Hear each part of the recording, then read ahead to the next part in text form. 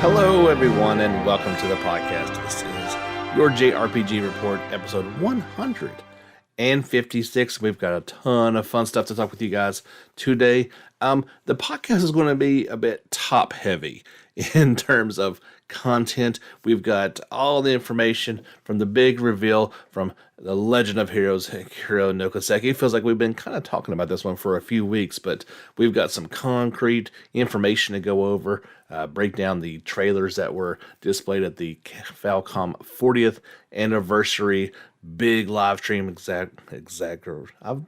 why can I not ever say that word on the podcast? A big hoopla over there in Japan.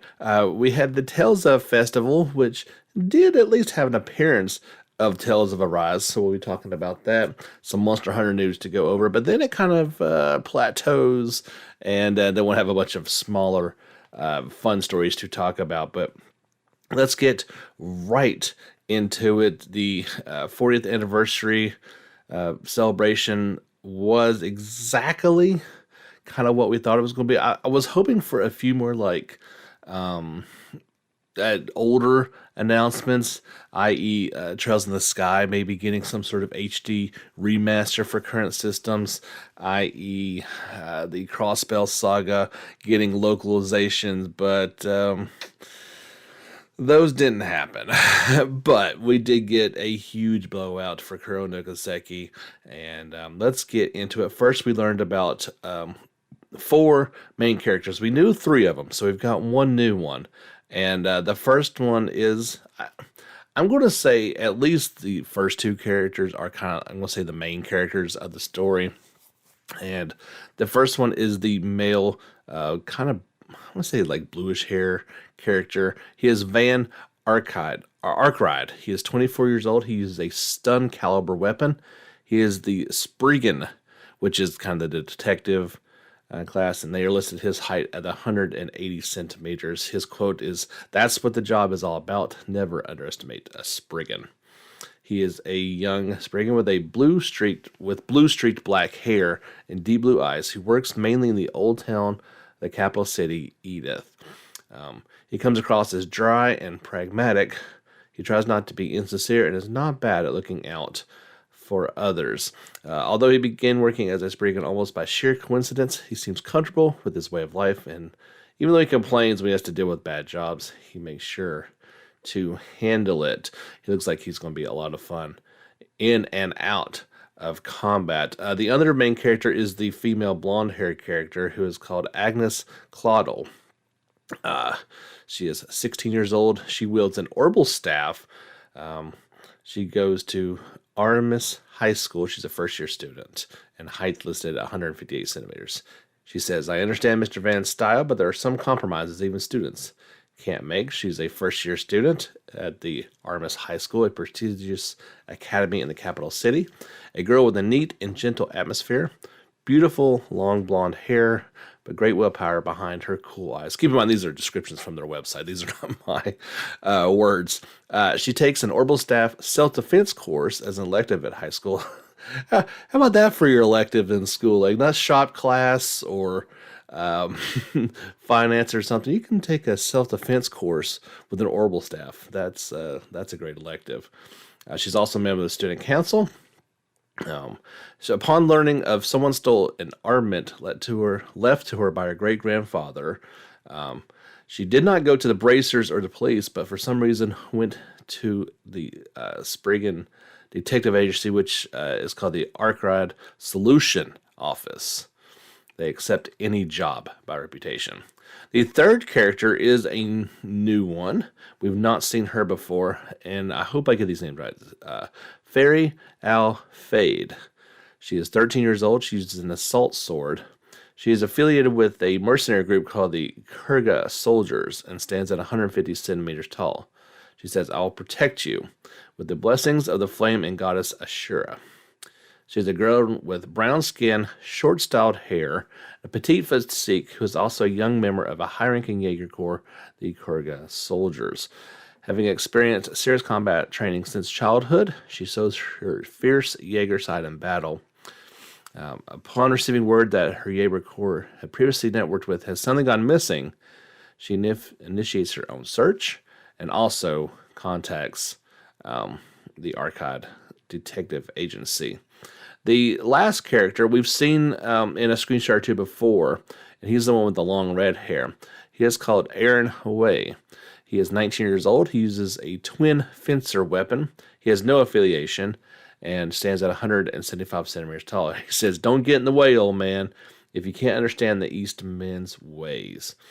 He is self-described as a playboy who has made a name for himself as a flamethrower in a massive eastern quarter of the Republic, and the leader of the hot-blooded youth. By being a master of the sword and fist in the Moonflower style, one of the three major martial arts style, he never stops attracting the attention of others with other feats such as earning heaps of money at the casino or performing sword dances in Eastern style as a female role. Yeah, that's that's one way to do it. He has earned the nickname Prodigy, and there are movements that tried to appointment as executive in the Huey. You've seen those. That's the one that shows up in Crossbell, that Easterner representative peoples. The syndicate that dominates the Easterner quarter, but he himself does not seem to have much interest in the organization. The setting, they said there's actually more characters coming soon. There's at least 4 more characters planned to be announced. They give their ages as 20, 15, 22, and 69. So that's pretty cool. Going to have an older person in the group. So it's always interesting, kind of the Telos vibes from Final Fantasy IV. The setting in this one is Calvard. It is one of the largest nations on the continent, located in Midwest Zemuria. Originally a monarch, it became a democratic republic following the Democratic Revolution that occurred 100 years ago. After many years of bloody war over Crossbell, which is located between Calvard and the Empire of Erebonia, Crossbell regained its... let's just... Okay, sorry. I always forget there are some spoiler type things there. Crossbell's in the middle of them. And there's always fighting over it. But this is the other... Perhaps going to get the other side of the story in this one. Most of it takes place in the capital city of Edith. This is the capital and the largest metropolis on the continent. They say it's the continent's leading orbital vehicle superpower, flying a variety of vehicles that ride along the streets, and traffic lights were introduced here before other countries. It is widely known as the first city in the continent to adopt a subway system style in place of a tram network. So, in some aspects, the technology is further along in terms of like vehicles and like subways and stuff, but maybe it's behind others in terms of like the orbital network, and at least from what we're hearing initially. It definitely, the images and the videos definitely has a old world feel to it, but coming along very quickly. We talked about Spriggans briefly. They are kind of an underground profession, born from the melting pot of diversity that is the Calvary Republic. Some days as detectives, some days as negotiators, and other days as bounty hunters. They're up for any job from a client.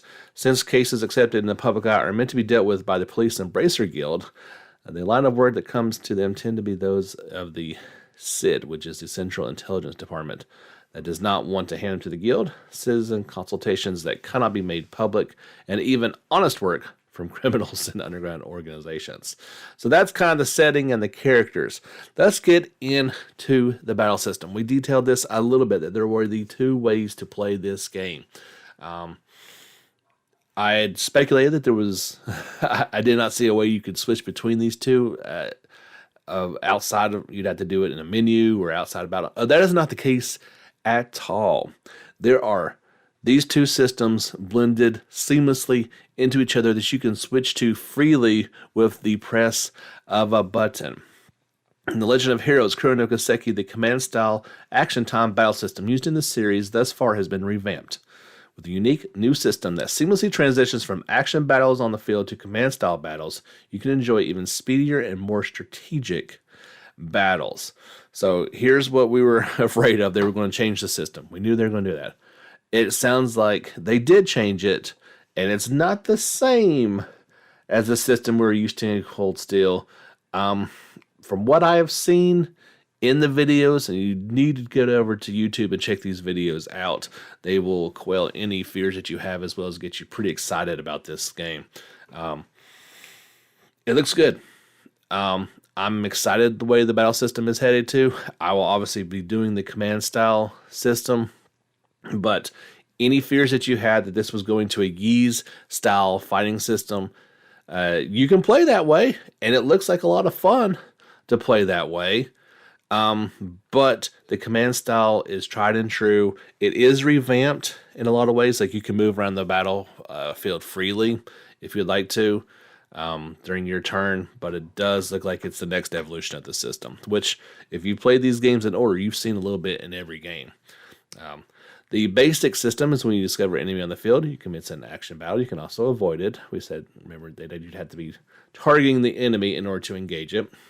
During the action battle, you can swift to a command style by deploying the combat ornament Xipha. I guess that's how you say it. Xipha. By withdrawing that combat ornament, returns you to 0, allowing you to switch back to an action system. You can perform various actions on the field, including combo attacks and strong attacks at targeted enemies. And if you are in a party, you can freely switch between characters mid-battle. And since the enemy side will also launch various attacks at the player's side, actions such as adjusting your position on the field and evasion are also vital to avoid damage. It looks really fun. It really does. But the command battles is what I'm more interested in, and what the series has been kind of known for. In command battles, the battles will progress by selecting commands such as standard attack, craft, arts, and items, which has been done in the series thus far. By keeping your actions in mind, such as using crafts with various elements, with various effects, and arts from within the 7 elements, you can compete against even stronger enemies on equal footing. Additionally, you can receive a temporary boost with the combat ornament. I guess I'll probably say this 14 different ways. Xipha. And if a party member is nearby, this is cool. You can activate additional attacks or additional effects, such as sharing each other's arts. Kind of sounds like in Suikoden, when you guys would do different arts at the same time, or I forget what we called them at the time in Suikoden, that they would kind of combine and make, a new spell, kind of, similar to that aspect. So that's pretty cool. You can deal double the damage with arts attacks according to attribute. When a craft is used, the camera work changes to flesh out that combat. I am way more excited about this game than I am about Hajimari.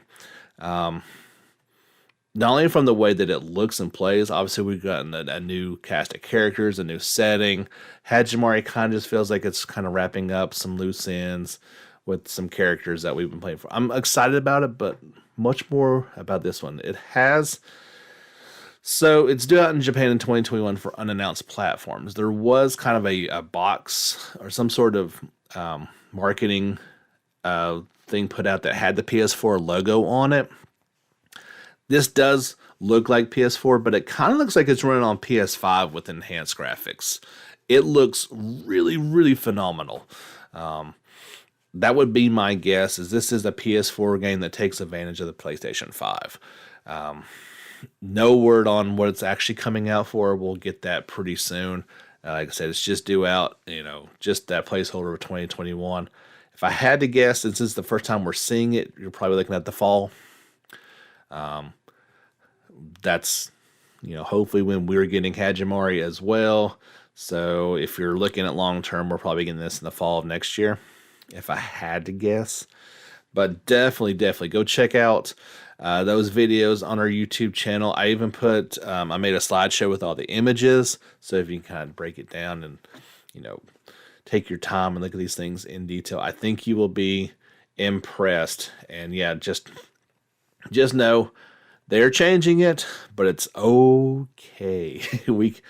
And I really like this idea of, I can't think of another example of a game trying to do this. It may be out there and I just don't know it, but, giving the player the ability to choose which fighting system that it really wants to go because it's always going to be your action RPG crowd versus your turn-based crowd. That is the JRPG dilemma of our time.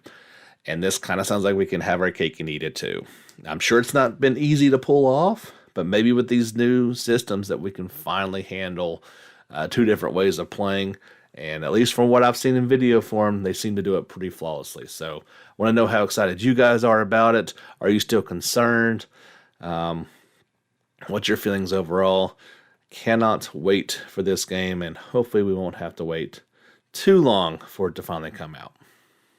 Oh man, I got so excited talking about that. By the way, my name is James Fisher. This is your JRPG Report. We come to you guys each and every week with news around the JRPG world. Don't forget to give us a like on Facebook. Follow us on Twitter. We try to put all of our stories on both those platforms so you can keep up with them, as well as links to stuff that's pretty cool. We've got our YouTube channel rocking and rolling. I put all the trailers of the week over there. I try to put together slideshows when images come out, and of course, video versions of this podcast with images and the videos that we talk about as background to what I'm talking about. There was a slight bit of information that came out during the Falcom thing. They reaffirmed that Trails of Cold Steel 4 was coming to PC on April 9th, along with the Switch in the West. But the kind of odd thing was there is a Legend of Heroes Trails of Cold Steel TV anime project. It is set to air sometime in 2022. The original series depicted the story of protagonist Ring Sworzer and his companions throughout the 4 titles set in the giant military nation of Erebania, but the anime series will depict a story based on the original series set in the western part of the continent. Okay, the TV anime project is a global project by 4 companies: UserJoy Technology, a major game company that has released Falcom's product in Taiwan and Asian countries; Funimation Global Group, the global distributor of the anime; SYOU, a content fund; and NADA Holdings, anime product planning company. Further details were not announced, but I thought that was kind of interesting, right?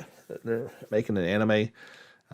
Not sure if it's going to exactly follow the series or how exactly it's going to go. It does sound like it's kind of an offshoot from it, but that could be pretty interesting.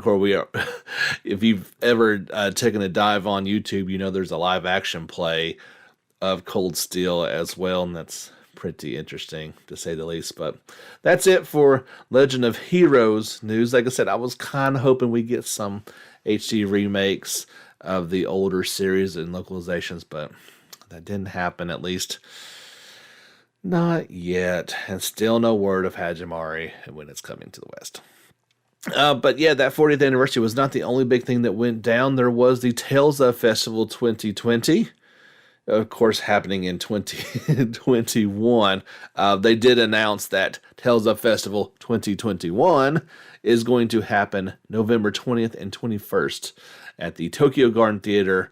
Bandai Namco announced during this delayed 2020 event. But we were hoping to see some Tales of Arise. And it was there. It wasn't there for very long. We'll keep our fingers crossed that it does make it out this year. It would be a nice little way to end the year. Tales of Arise is in development for PlayStation 4, Xbox One, and PC. And as soon as I hear anything, you guys know I will pass it on to you guys. And speaking of festivals, Grand Blue Fantasy Fest will once again happen in 2021. That was all that was announced. It's generally held in December, so I'd imagine that's when it's going to happen as well. And that is all the big festival things that went on. There was a big live stream event that went on for Monster Hunter. They definitely went into a lot of detail as Monster Hunter Rise is nearing its release. Was it at the end of March 26th for its worldwide release? There was Kimura's Hope trailer that was announced. There was a couple other hunting ones, but I gotta be frank about this game. They've shown it to death. They have really, really pubbed out the videos for Monster Hunter Rise, to the point where I don't know what they've got left to show, to be quite honest. And I'm not going to get this game. I know a lot of people are excited about it, and there's tons of videos out there for you to choose, but I don't know what they're showing at this point that hasn't already been seen, and surely you'd want to save something for the actual gameplay. Remember, there is a demo on the eShop. They just revamped it. It's a second limited time demo, and that will launch. That's actually live today, March 11th. Their first free title update is going to come in late April. And that was all the Monster Hunter news. Like I said, you can check those videos out. I've got that one on our YouTube channel, but there's other ones out there if you're so inclined. The kind of big news that came out and there was a trailer for it as well, is Monster Hunter Stories 2 Wings of Ruin has a release date. So it is coming to Switch and PC via Steam on July 9th. Worldwide, publisher and developer Capcom announced. The PC version is newly announced. So, still no PlayStation version. I guess that's not going to happen. They should have probably done it then. So, yeah, it's nice to have a release date. I think this game looks pretty cool. And we'll just have to see. We haven't seen much of any gameplay for it. The new trailer doesn't change that at all, but you can check that out on our YouTube. I like the graphical style of it. It's very anime looking to me. I'm not sure if it's going to be something that I pick up, but a lot of people are going to be excited about this one as well. But yeah, finally got a release date for it of July 9th, coming to PC and Switch. Yeah, so that's not for real. Now that is all the festival news. We got some other fun stories to get into here in just a moment. Not sure how many of you guys check out our live streams over on the YouTube channel, but we do them most every night around 9:30 or 10. Right now we're playing through Persona 5 Strikers, having a super fun time with that, and it's always good chatting with everybody that shows up for that. If you are a watcher of those, I will not be doing a live stream tonight, the 11th, or tomorrow night, the 12th, as we are heading out of town for a couple days, and hopefully I'll be back and ready to roll on the 13th with those live streams. So just throwing that out there in case you care or don't care. We got a new trailer for the debut trailer for a game called Gloria Union: Twin Fates in the Blue Ocean FEH Edition. It's a mouthful and a half. Kind of looks like a classic tactics style game. And this is from a company called Sting. And the trailer kind of shows it for the first time in action. It's coming out for the Switch via the Nintendo eShop, iOS and Android on March 18th in Japan. You can check that trailer out over on our YouTube channel. I think it looks fairly interesting. It's got a price point of 2,220 yen, whatever that translates to. Still no word if that one's coming to the West or not, but just a week more until its Japanese release. So we'll probably hear a little bit about that when it does happen. An upcoming live stream that you may be interested in, Sega will host the Phantasy Star Online 2 New Genesis Prologue 2 live stream on March the 18th at 2100 Japan Central Time. You can watch that on YouTube. It will feature the latest information on Phantasy Star Online 2 New Genesis. The presenters will be a comedian as the main MC, and some other people from Sega.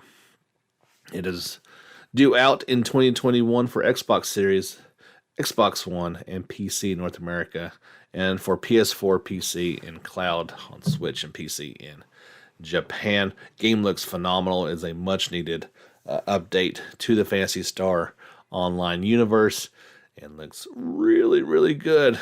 Maybe one of these years we'll get it on PlayStation in the West.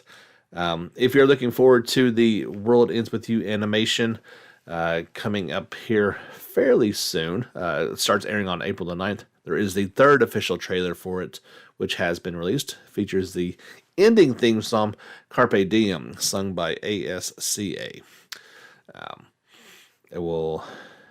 You can check that out on our YouTube channel. The third official trailer, starting not too much longer, less than a month, on April the 9th. We got some 2 trailers for the Caligula Effect 2.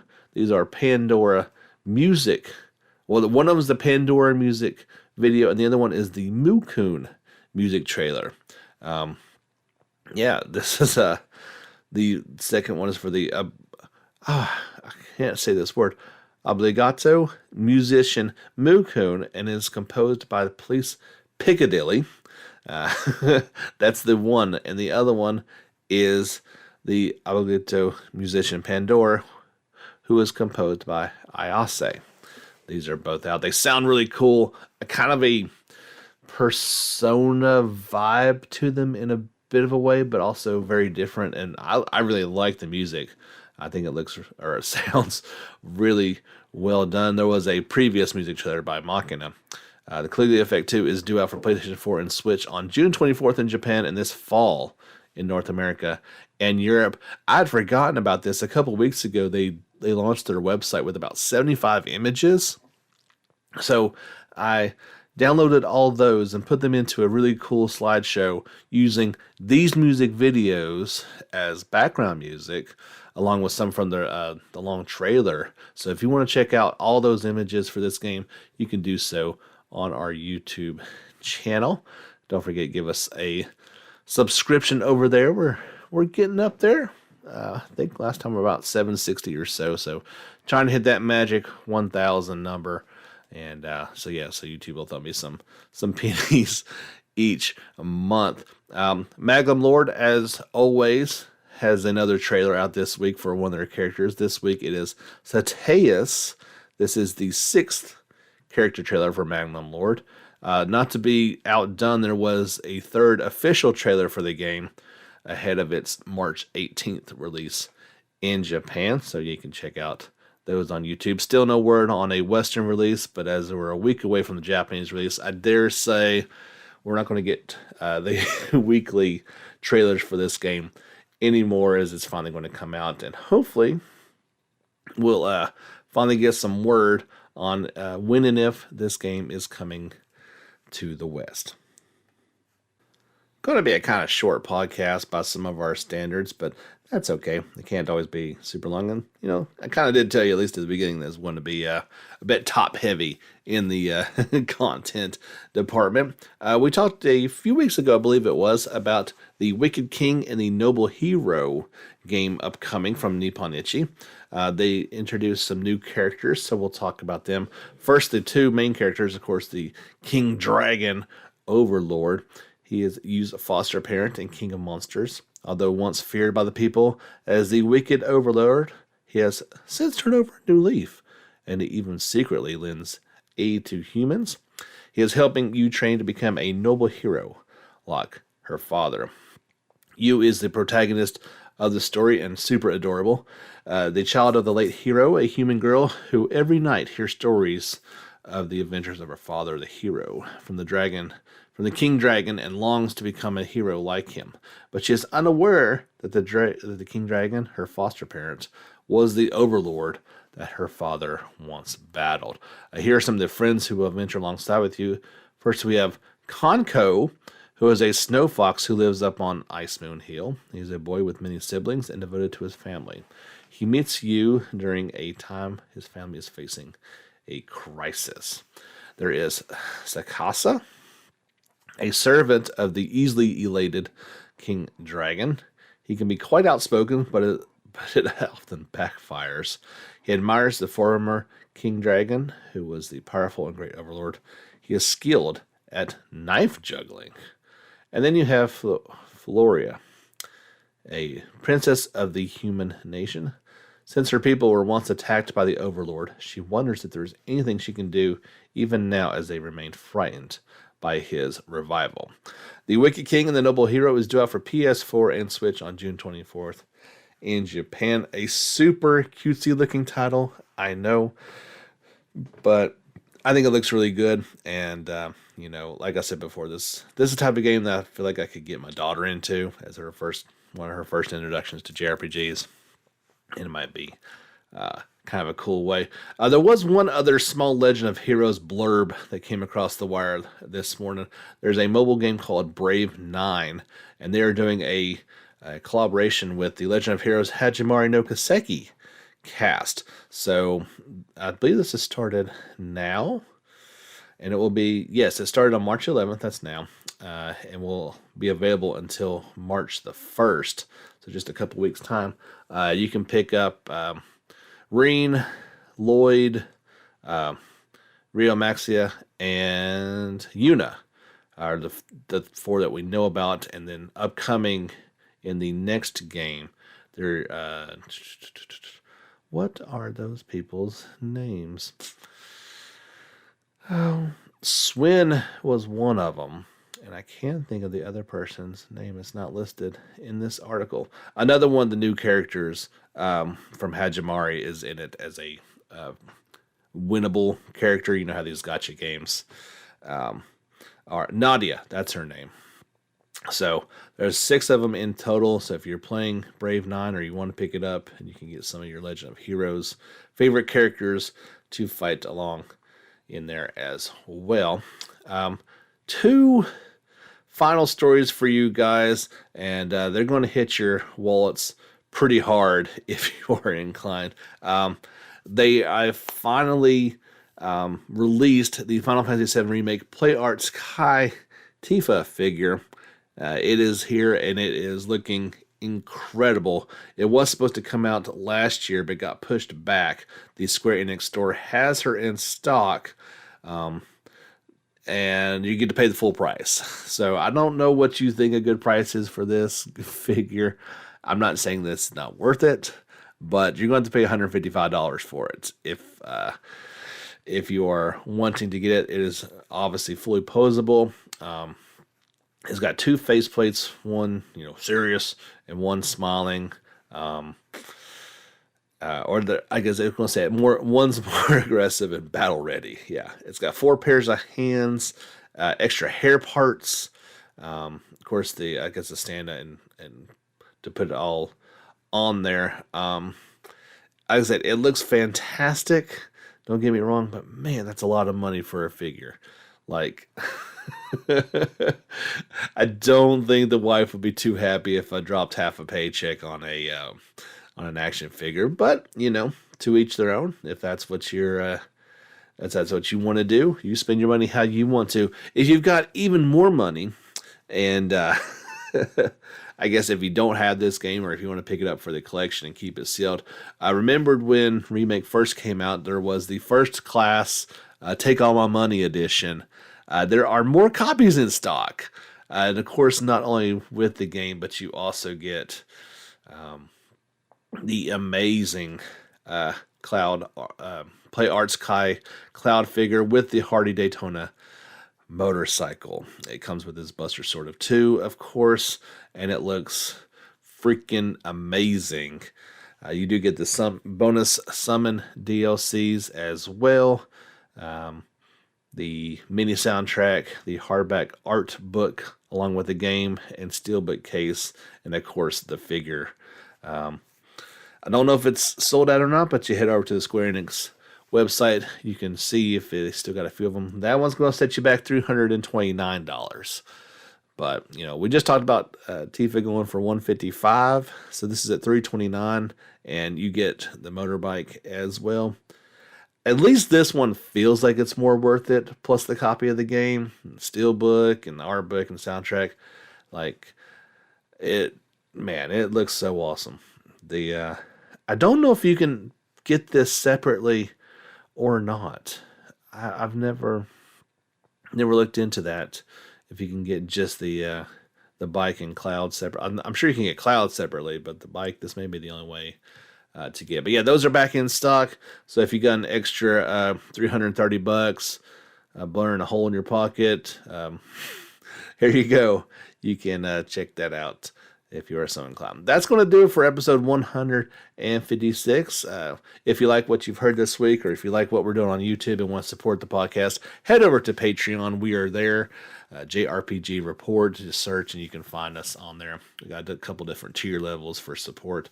I would greatly Appreciate it as always. You guys are awesome.